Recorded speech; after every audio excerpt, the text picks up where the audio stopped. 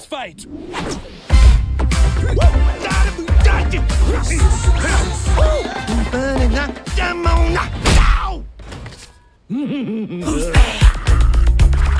No, see, I really held off being brutal about this franchise for as long as I could. Maybe not that well, but you know, we try. But at this stage, I really do just want to kill myself. Despicable Me 3 stars Steve Carell as Gru and also Drew. I want to die so badly. Are you kidding me? They actually did the We Are So Out of Ideas How About He Has a Long Lost Twin Brother movie. Oh my god. There has never been a more depressingly clear dead horse franchise in Hollywood history, and yet it's somehow galloped on for another almost 10 years now since this one came out.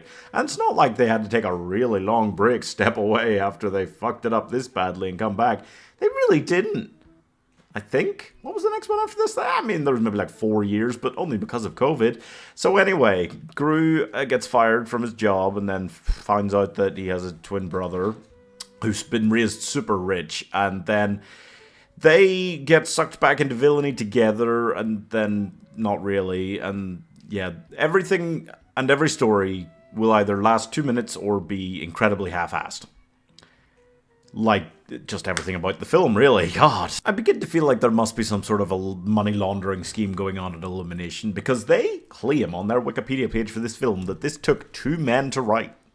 And one of them went to Yale. What do you mean? Like, oh. Yeah, anyway, so Lucy is struggling with becoming a mother, and that's meant to be a story, somewhat. It's not. That's fine. The girls are there. Like, none of them have stories except struggling to get along with Lucy. Oh no, Agnes finds a unicorn but doesn't because unicorns can't be real. In the next film, 10-year-old Gru will fight 5 Chinese black magic made kaiju. But there's no unicorns, don't be silly. Okay, that's fine. And also, the guy who created South Park does a dancing villain. Man-child. Is this real? Like, is this a real film? Like, they made this on purpose? This is, like... It's not just like they just slapped together a film, because it's animated. And there wasn't so much AI in 2017, so they must have actually, like, really purposefully thought this is what we want to go and do. Like, also all the minions leave, just so they can go off and steal the best storyline from Paddington 2. There's never been a worse person in the world than Gru's mother, by the way. Told her son his dad died of disappointment when he was born, refuses to elaborate or apologize about splitting him up from his twin brother and never telling him, and simply says, obviously I got second pick, when she talks about splitting them up. Like, she is the worst person in the world, and it's played off for funny laughs a lot of the time, but also, like, I desperately need this woman to get, like, comeuppance at some point, because it's the most frustrating, like, thing to, like, yeah. Anyway, by the way, have you ever noticed that this franchise absolutely has, like, the entire top 10 list of most horrifying looking animated characters ever? Like, every character in this almost just looks like, yeah. I don't know what to overly say about it. Like, Drew and that whole thing, and Drew's character, and the entire story around Drew and his character, it is just basically the worst plot that's been come up with, because like overall, like, you've got the minions, you've got the kids being fun, you've got Lucy as a mom, you've got Gru who's just always like, yeah, you know, fine. Like, there is only so wrong you can go with this franchise, and this, like, hits the very bottom of the barrel, I think, for how bad one of these could be, because, like, there's still gonna be some funny bits no matter what you do with these, okay? But they really, at this stage, are telling you to crawl on your knees and beg for, like, more than 2 jokes in any of these individual storylines. And then the other, I guess, like, major baffling thing that really, like, gets me about, like, this film is probably, like, all of the writing. Yeah. Because it's not just Drew. I mean, don't get me wrong, Drew. But, like, Lucy being a bad mother, it's kind of like, well, didn't we solve that, like, by the kids being desperate to have a mother in the last film? They're little orphans. Like, they're 3 little orphans who had a dad but still never had a mom. And you're telling me they're kind of being, like, a bit, like, meh with her in this film? Really? That's your choice of story. Like, that's insane. And then, like, Margot's, as much as she ever gets close to a story in this one, it's a romantic storyline for the second film in a row for a 12-year-old girl. Like, that's a little weird. And it's weird that that's all you can figure out, like, what to do with her. But it's still more than you ever figure out for Edith, who, like, is dead. Like, she could be dead on the bottom of the ocean. They wouldn't notice, okay? And nobody that's watching these films would notice either, honestly. And then Agnes is over there doing the whole unicorn thing. It's like, I don't know, like this.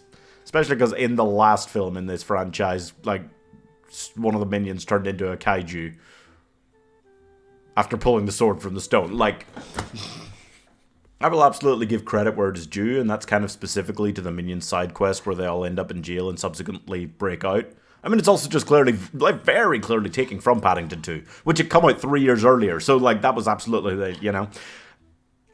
But that was as close to, like, actually just like, yeah, that's the old style of entertaining shenanigans that the first couple of films in this franchise had before they... Minions is the turning point. Like, Minions isn't the worst one by any means, but that is when it started to feel like this franchise had just become slop. As most animated franchises, I feel like, do after the first couple. Like, how often do you get to the third entry in an animated franchise and you're like, oh, that one's a banger? I mean, I guess, like, people like Toy Story 3 more than I do. But, like, apart from that, I'm struggling to think of many cases where it's like, oh, yeah, that one, the third entry. I mean, it goes for most franchises, but, like, animated franchises especially, they just check out by the third entry, right? And then you've also got Gru and Drew breaking into Brat's, like, tower and stuff, and it's just the worst. Like, genuinely, Drew's incompetence would have got them killed if Lucy hadn't turned up at that moment in the helicopter. And yet he gets angry at Gru following that, like...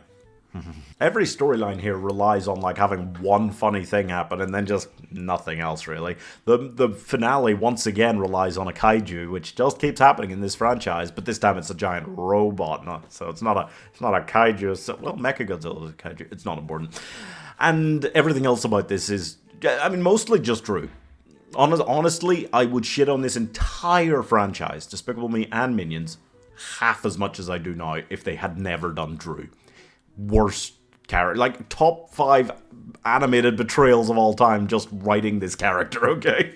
It's so annoying. He's so frustrating. He gets upset with Gru for wanting to give back the diamond. For A, wanting to do the right thing. For B, wanting to do the right thing for his family. Getting a job when Drew is like mega rich and doesn't need a job or the diamond. And C, Gru is trying to do this to be a good guy and to be a good family guy. And all of this, Drew is trying to do this to continue attempting to please his long-dead father.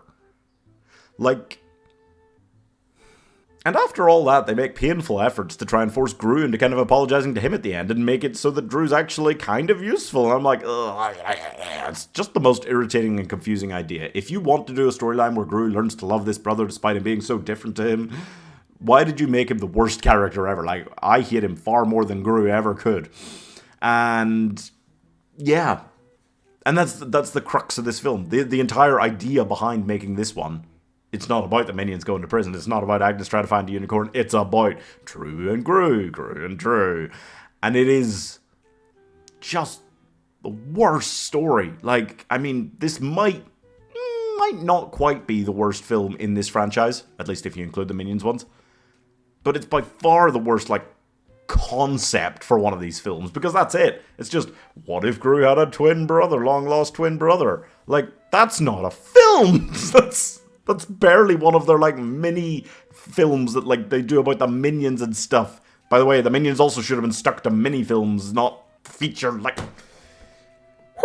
I mean, real trash, like actual trash, like as bad as it should be possible for one of these films to be, because there's just inherent, not quality, but like inherent, like, fun energy there, with the kids and the Minions and stuff. So the fact that they managed to make it this bad is like an abomination. Like, it is crazy that they've achieved that.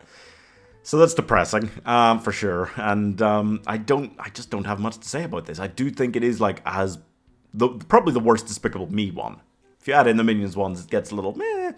But, I mean, even the fourth one with the baby, which is just also very annoying, like, that's still just, like, better, and would have been a more natural place for them to go with this, for a third film, than this crap.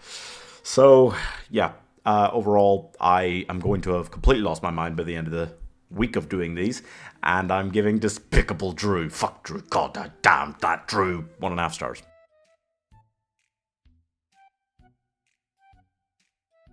Like, you have to have known how bad this one was and how it was going to be, and you just didn't care, Illumination. You just shoved it out there. You were like, oh, yeah, he just has a twin brother now. Shove it out there. He's got blonde hair. Drew's bald. Or Drew's bald. Whatever. Subscribe.